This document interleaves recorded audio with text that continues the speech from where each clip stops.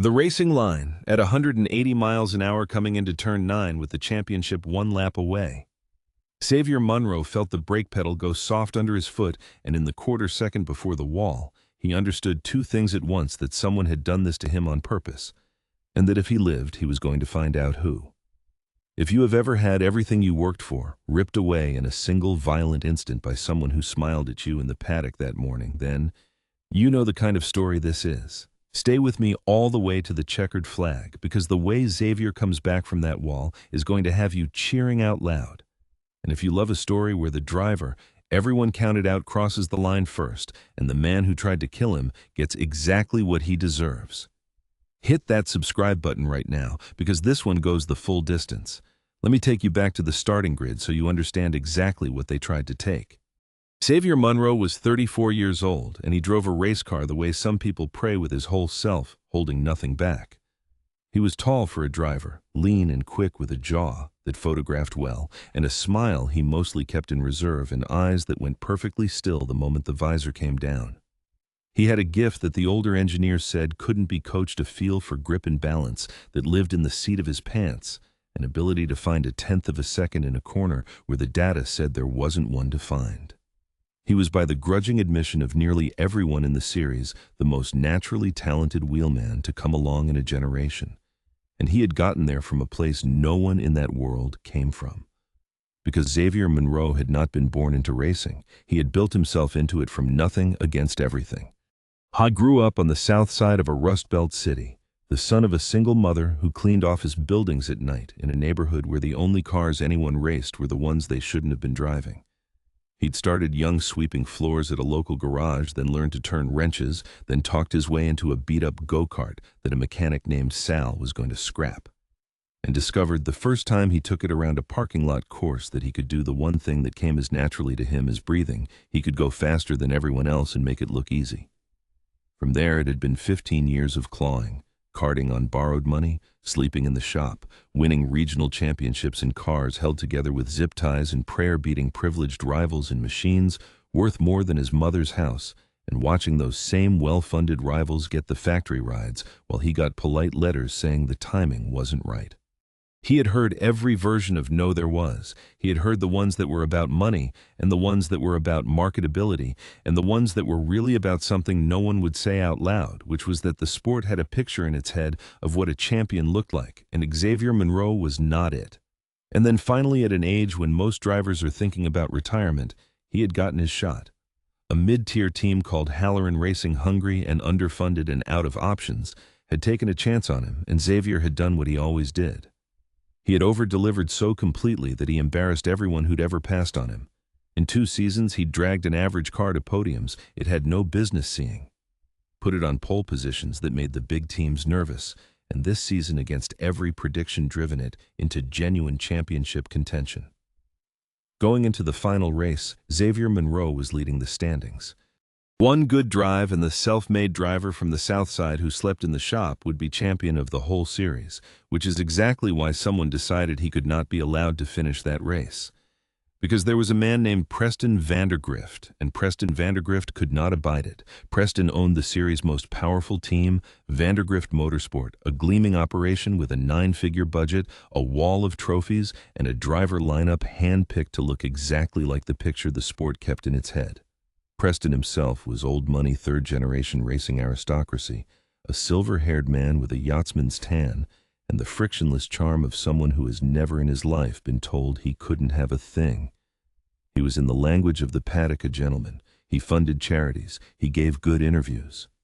And underneath all of it, where no camera ever looked, he was a man who believed with the untroubled certainty of the truly entitled that the championship belonged to his team by right, and that the sudden appearance of a self-made driver from the wrong part of town who might actually take it from him was not a competition to be won, but an offense to be corrected.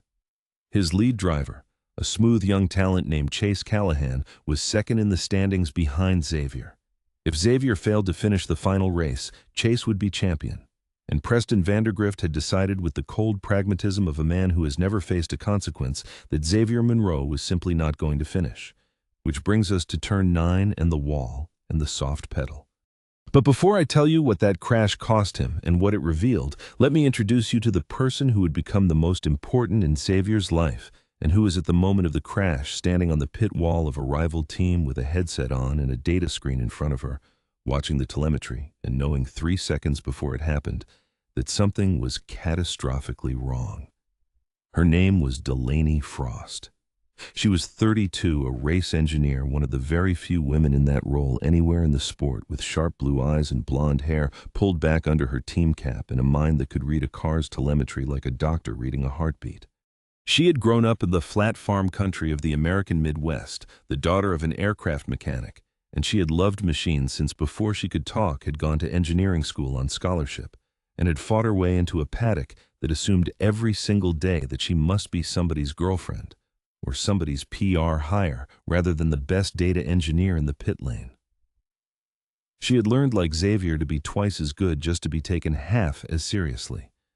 And she had a reputation for one thing above all: she did not miss things in the data, ever.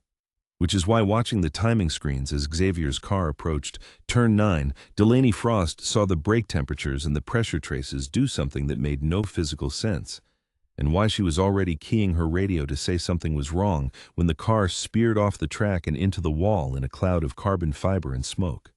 She had no idea in that horrified moment that the man in that car was about to change the entire course of her life.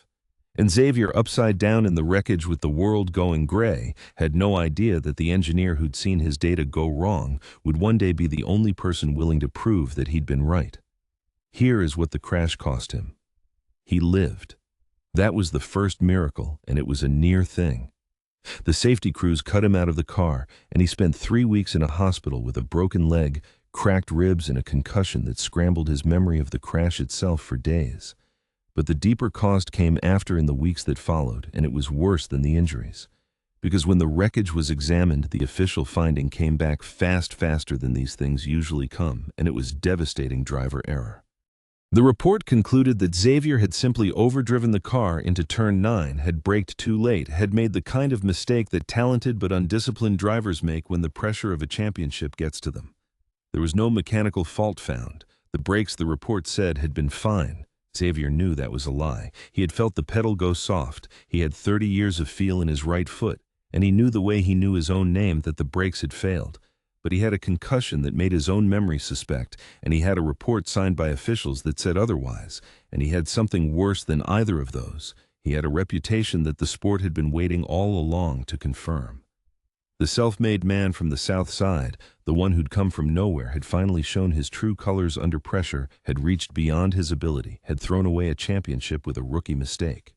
It was the story the sport had wanted to tell about him from the beginning, and now it had, in an official report, permission to tell it. Halloran Racing, the small team that had believed in him, was gutted. And here's where the cruelty deepened, because Preston Vandergrift, having engineered the crash, now moved to profit from its aftermath. Halloran was underfunded, and the crash had cost them their championship bonus and their momentum.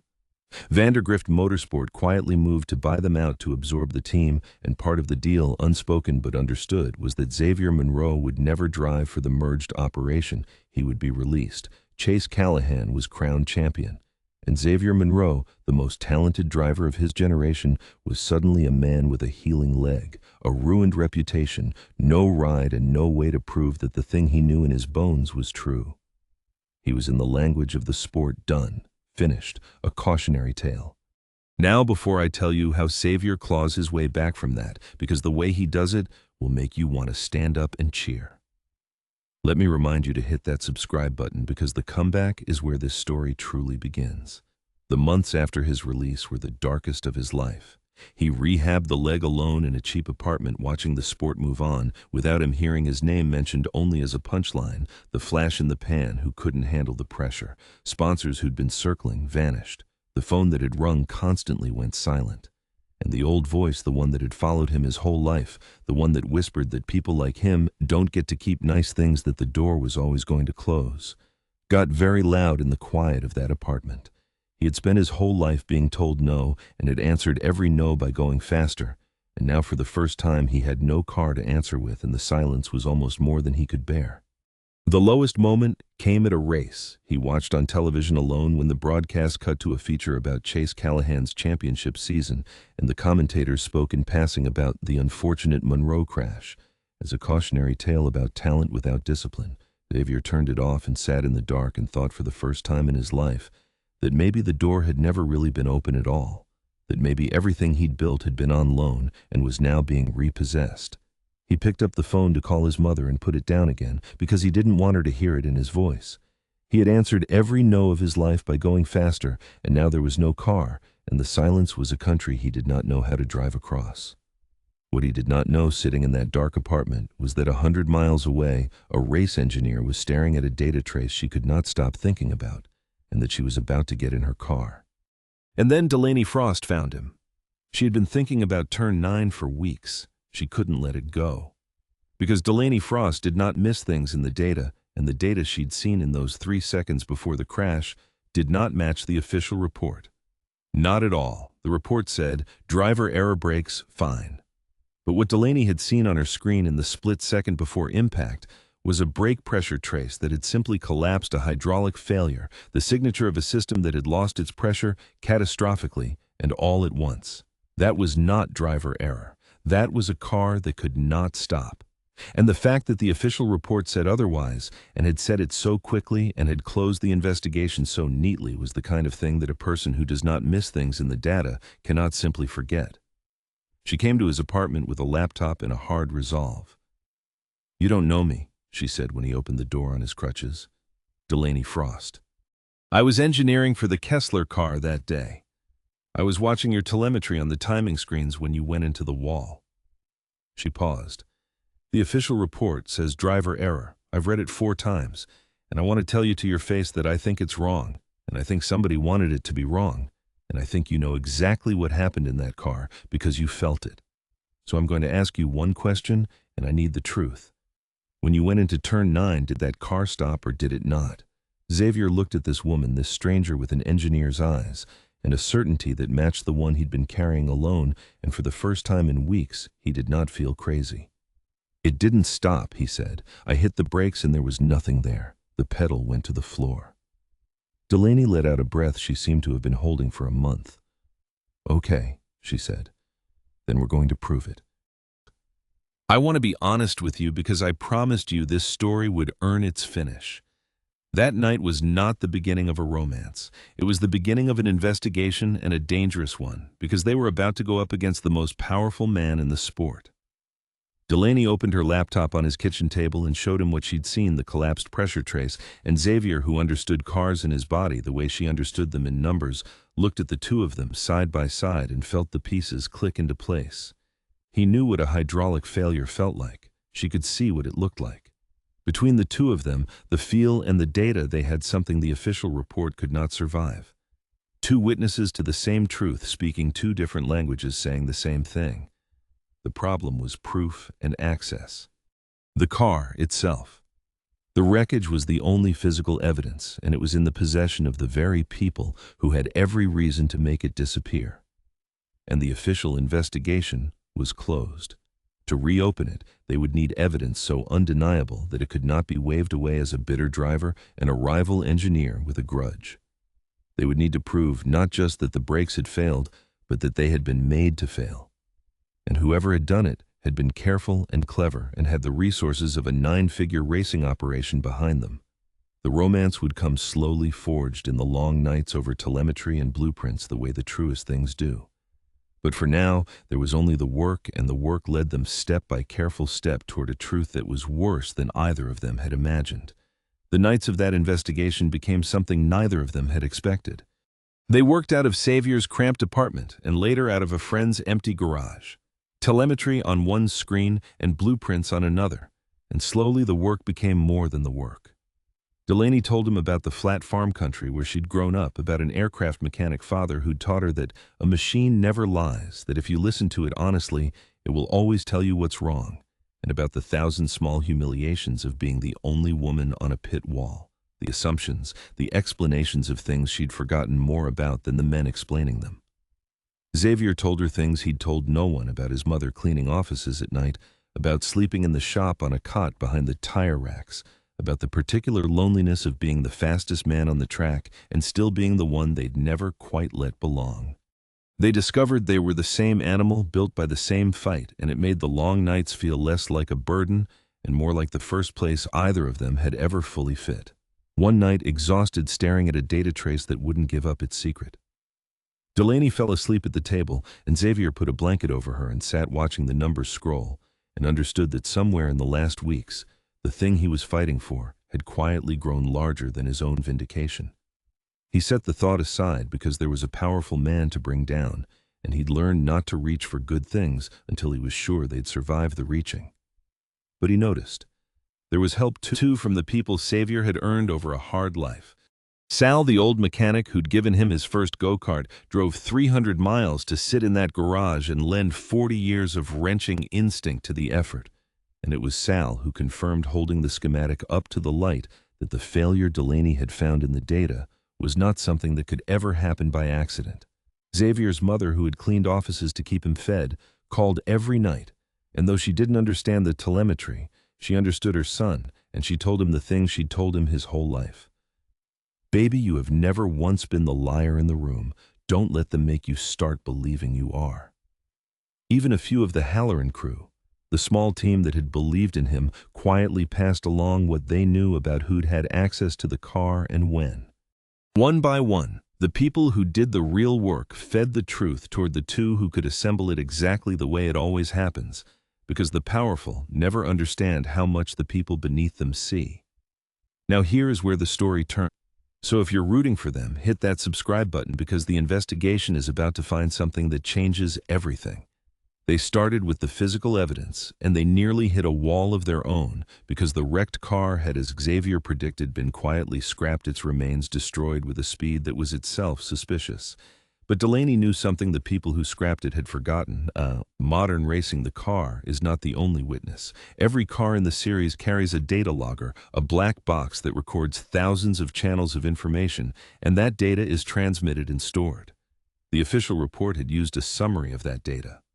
But the raw, complete data said the full telemetry still existed somewhere in the series archives, and it would show in far more detail than any summary exactly what had happened to the brake system in the seconds before the crash. Getting it was the first battle. Delaney called in a favor from a friend in series data management, a quiet, meticulous man named Oswaldo, who had always respected her and had never liked the way Xavier's case had been handled. Oswaldo, risking his job, pulled the raw telemetry, and when Delaney analyzed it, the full picture emerged, and it was damning. The brake pressure hadn't just collapsed, it had collapsed in a pattern that couldn't happen from normal failure, a pattern that indicated the hydraulic fluid had been compromised, that a seal had been engineered to fail at high temperature, at exactly the kind of temperature the brakes would reach after a full lap at racing speed. It was, in engineering terms, a time bomb. Someone had built a failure into that car that was guaranteed to trigger at high speed late in the race, in a fast corner. Someone had designed the crash, and then came the piece that turned an accident into an attempted murder. Because Delaney, cross-referencing the data with the car's maintenance logs, found the fingerprint of who had access. The compromised component had been installed during a service window that only a handful of people could have accessed, and among the access logs buried where no one was meant to look was a name that did not belong to Halloran Racing at all. It belonged to a mechanic who had 2 weeks after the crash taken a very well-paid job at Vandergrift Motorsport. The trail led through that mechanic straight into Preston Vandergrift's operation. The man who owned this most powerful team in the sport had reached into a rival's garage and built a bomb into their car to kill a championship, and very nearly a driver, and to hand the title to his own man. But Preston Vandergrift was not a man who lost quietly, and when he sensed that someone was pulling at the thread, he moved to cut it, and everyone holding it. The first blow was aimed at Delaney. Word reached Vandergrift that a rival engineer was asking questions, pulling data, meeting with the disgraced driver, and Preston did what men like him do: he made a call. Delaney was abruptly let go from the Kessler team with vague references to focus and distractions. And then worse, she found herself quietly blacklisted, her phone calls to other teams, unreturned, a decade of hard-won reputation evaporating, because she had dared to ask a question the sport did not want answered. Oswaldo, the data manager who'd helped her, was investigated for a security breach and pushed out. The message was clear. This is what happens to people who help Xavier Monroe. The second blow was aimed at Xavier, and it was uglier. A story appeared in the racing press sourced anonymously claiming that Xavier had been racing with a banned substance in his system the day of the crash, that his erratic driving had been chemically induced. It was a lie, and a vicious one, because it took the crash that had nearly killed him and turned it into further proof that he was exactly the reckless, undisciplined liability the sport had always suspected. It was designed to destroy what little was left of his name and to preemptively discredit anything he might say. If Xavier came forward now with a story about sabotage, he would be a drug-addled crasher grasping for excuses. Preston had thought of everything. The framing nearly worked. Xavier, reading the story in his apartment, felt the old darkness close over him completely. He was a man with a ruined reputation, a healing leg, no ride, no money, and now a lie that painted him as an addict up against the richest and most powerful man in the sport. And Delaney had lost her career for helping him. He came very close that night to telling her to walk away, to save what was left of herself, to let him disappear into the cautionary tale the world wanted him to be. But when he said it to her sitting in that grim apartment, Delaney Frost got angry in a way he had not seen before. "Don't," she said. "Don't you dare do the thing they need you to do. They want you to disappear. They want me to walk away. That's the whole plan, Xavier. That's the only way they win, is if the people who know the truth decide it's not worth the cost. I did not spend 10 years being the only woman on the pit wall, being told every single day that I didn't belong, to walk away the one time I know I'm right. And you did not claw your way up from a parking lot go-kart to lie down now because some yacht club coward built a bomb into your car and got away with it. We are not walking away. We are going to prove it, and we are going to do it so loud that the whole world hears." Xavier looked at her, this fierce, brilliant woman who had lost her career for his truth and was still somehow more determined than he was, and something in him that Preston had nearly extinguished caught fire again. He didn't tell her to walk away. He asked her what they did next. Now here is where it all comes together, so before I give you the reckoning, let me ask you one more time. If you're on the edge of your seat, if you want to see Preston Vandergrift get exactly what he has earned, hit that subscribe button, because it is time to take the checkered flag. They understood they could not win this inside the sport, where Preston's money and influence controlled the investigations, the press, and the officials. They needed to take it outside to authorities with no stake in protecting him, and they needed to make it public and undeniable in the same stroke. Building a bomb into a car that nearly kills the driver is not a sporting infraction. It is attempted murder, and it is a crime, and criminal authorities do not answer to Preston Vandergrift. But first they needed the mechanic, the man whose access had installed the compromised component and who had then taken the well-paid job at Vandergrift, was the human link in the chain. And human links, when they realize they are about to be the fall guy, will talk. Delaney and Xavier found him, and Xavier, who understood exactly what it was to be a working man with nothing, did not threaten him. He simply told him the truth, that the crash the man had helped cause had nearly killed him, that the authorities were coming, and that Preston Vandergrift was exactly the kind of man who would let a mechanic take the entire fall while he sailed his yacht. "You built it," Xavier said quietly, "but you didn't design it and you didn't order it. Right now you're the only name on this that anybody can prove. He's counting on you to eat it alone.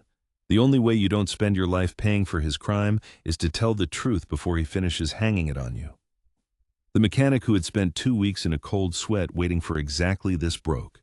He had records, texts, a payment trail. He named Preston Vandergrift and Preston's team principal and the whole architecture of the plan.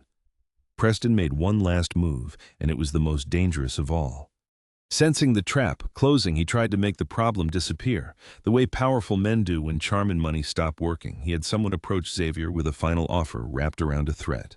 A representative met him in a parking lot and laid out the terms with a smile.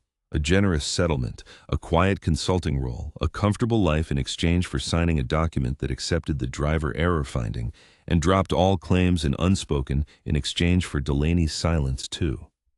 And if he refused, the representative made clear the drug story was only the beginning. There were more stories where that came from, and a man with a reputation as fragile as Xavier's could be buried a dozen different ways. It was a bribe and a threat in one envelope, and it was aimed at exactly the exhaustion of a man who had already lost so much. Xavier looked at the number, which was more money than his mother had earned in her entire life, and then he slid the envelope back across the table. "Tell Preston I said the car told the truth," he said. "It always does. He should have known that before he built a lie into one." The refusal enraged Vandergrift, but it also crucially was witnessed because Delaney had insisted Xavier wear a recorder, and the attempt to buy his silence became one more piece of evidence in a case that was already overwhelming. It came down all at once. The evidence, the raw telemetry showing the engineered failure, the access logs, the mechanic's testimony, the payment trail, and the recorded attempt to buy Xavier's silence went to the authorities and to a major investigative outlet at the same time. The story broke on the morning of a race weekend in front of the entire assembled sport Preston Vandergrift and the sabotage of Xavier Monroe. It laid out everything documented, sourced, and beyond dispute.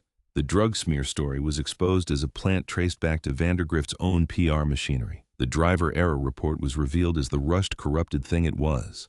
Preston Vandergrift was arrested in the paddock in front of the cameras in the gleaming hospitality suite of the team his family had built over 3 generations. They say he tried even then to invoke his name, his legacy, his lawyers. They say it changed nothing. He was charged with attempted murder, sabotage, conspiracy, and fraud, and the case against him, built by outside authorities and corroborated by the very mechanic he'd meant to use as a shield, was airtight. His team was stripped of the championship it had stolen. Chase Callahan, who it turned out had known nothing of the scheme, quietly gave up the title he could no longer bear to hold. And Preston Vandergrift, the gentleman, the aristocrat, the man who had never once in his life faced a consequence, faced all of them at once. He lost his team, his name, his freedom, and the sport his family had ruled for a century. The last thing Xavier ever said to him as he was led past the garages in handcuffs was quiet and even, "You could have just raced me. You might have even won. Now, you'll never know." There was a strange grace note in the aftermath, and it mattered. Chase Callahan, the young driver who had been handed the stolen championship, turned out to be the rarest thing in that story. A talented man who genuinely had not known what his patron had done. When the truth broke, Chase did not hide behind lawyers or spin. He gave the title back publicly, and then he did something no one expected. He sought Xavier out in person and stood in front of the man his team had nearly killed and said simply, "I didn't know. And I should have asked more questions about why the timing was always so convenient for me. I didn't earn any of it, and I'm ashamed. For what it's worth, when you line up against me next season, I want it to be because you're faster, not because somebody rigged it." Xavier studied him for a long moment, and then he put out his hand because Xavier had spent his whole life wanting exactly one thing from that world, a fair race, and here at last was a rival offering it.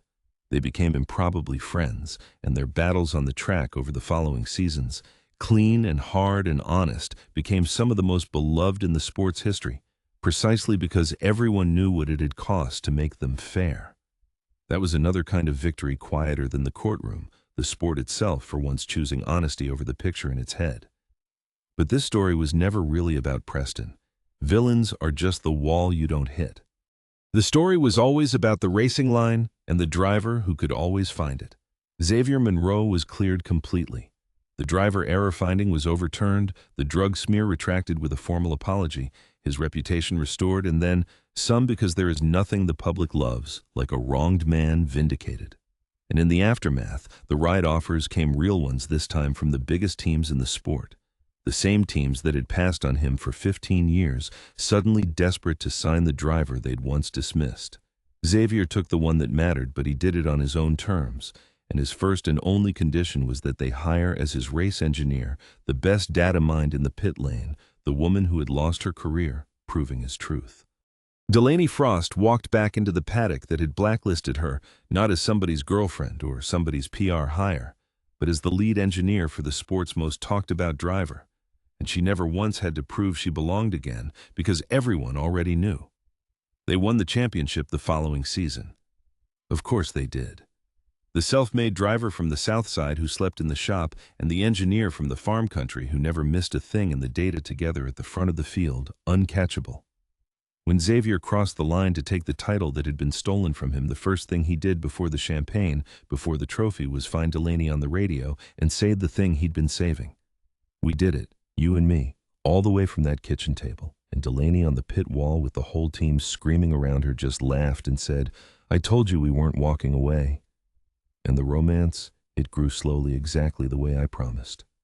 Through all those nights over telemetry and blueprints, through the framing and the fear and the fight, something had been building between them that neither had let themselves name while there was a championship to reclaim. They were two people who had each spent a lifetime being twice as good just to be taken half as seriously. And they had recognized each other from the very first night, the feel and the data. Two languages saying the same true thing. But it was only after the title, after the reckoning, when the paddock had emptied and it was just the two of them standing by the car under the track lights, that Xavier finally said it. "You saw the truth in the data before I could even say it out loud," he told her. "You lost everything to prove it. I've spent my whole life going faster to answer every no I ever got. But I don't want to answer you. I just want you to stay." Delaney looked at him, this driver who had come from nothing and clawed his way to everything and back again, and she said, "I never left, did I?" He kissed her by the car under the track lights, and it felt like the moment at the apex of a perfect corner when everything goes quiet and right and the whole line opens up ahead of you. They built a life together after that, two people who understood machines and each other in ways most people never get to understand anything. Xavier drove for years and won and became exactly the kind of champion the sport had never let itself imagine, and used his platform to start a program that put aspiring young drivers from neighborhoods like his into karting seats. They could never have afforded opening a path to the professional ranks for people the sport had always overlooked, so that the next Xavier Monroe would find the door already open. He funded scholarships, apprenticeships in race shops, engineering placements, an entire ladder from the parking lot to the podium for people who had been told, as he'd been told, that the timing was never right. Within a few years, drivers and engineers who'd come up through his program were appearing across the sport, and every one of them knew the story of the man who'd been run into a wall and had climbed back out to win it all. Delaney became one of the most respected engineers in the world and mentored a whole generation of young women who had been told, as she had been told, that they didn't belong on the pit wall. Sal, the old mechanic who'd given Xavier his first go-kart, was a guest of honor at every championship celebration. Oswaldo, the data man who'd risked his job, was hired onto Xavier's team and never had to worry about his career again. Xavier's mother, who had cleaned office buildings at night so her son could chase a thing the world kept telling him wasn't for him, lived to see all of it: the championship, the vindication, the program bearing her late husband's name, sending young drivers up the ladder she'd once been told her boy would never climb. At the celebration after the title, Xavier put the trophy in her hands first before the cameras, before anyone, and told the assembled press that everything he had ever done fast he had done, because a woman who was always tired had refused to let him believe the door was closed. She cried. He cried. Delaney, standing beside them, understood that she had married into a family whose whole story was about refusing to accept the word no, and she had never felt more at home. They married at a racetrack, of course, on the front straight at sunset, with the grandstands empty and the whole long ribbon of asphalt stretching out ahead of them, and Sal cried, and the old team from Halloran came, and Chase Callahan stood among the guests, and someone had painted across the start-finish line in racing script the words that had gotten them there: "We don't walk away." They tried to end Xavier Monroe by building a bomb into his car, certain that a man from nowhere would have no one to prove his truth and no way to fight back. They forgot that a man who has spent his life answering every no by going faster does not stop just because he hits a wall. And they never imagined that the one person who never missed a thing in the data would decide his truth was worth her whole career. Every lie they built, the data eventually exposed. Every wall they put in front of him, he found the line around. And in the end, he had more than his championship and his cleared name. Ha had the sport remade a little in his image, and a program opening doors for the young people who came from where he came from, and a partner who had seen the truth of him in the numbers before he could even say it out loud, and the deep, unshakable knowledge that on the day they tried to kill his dream at 180 miles an hour, he had felt the truth in his own two hands, and he had been right. That is the story of the racing line, the one perfect path through every corner that only the truest drivers can find. Preston Vandergrift had bet his whole inheritance and his family's century of glory on the belief that a man from nowhere could be run into a wall and stay there, that the sports picture of a champion would hold that money, and a good name would always beat talent and truth. He was wrong on every count, because he never understood that the racing line is not something you own or inherit. It is something you find at speed under pressure with your own two hands, and no amount of money has ever bought a single tenth of a second of it. They tried to run Xavier off it. He found it anyway. He always does. That is what makes him what he is. If this story got to you, if you cheered when Preston was walked out of that paddock and smiled when Xavier finally kissed the engineer who never gave up on him, do me a favor. Hit that subscribe. Tell me in the comments the moment that got you, and share this with someone who needs to hear that the ones who come from nothing and get run into the wall can still find the line, cross the line, and win the whole thing. Because they can. Because the car always tells the truth in the end, and so does the man who knows how to drive it. And no wall a coward builds can stop a driver who has already decided he will find the line, no matter what. Every corner has one true path through it, and the ones who love the truth enough to keep searching will always in the end find it. I'll see you at the next race.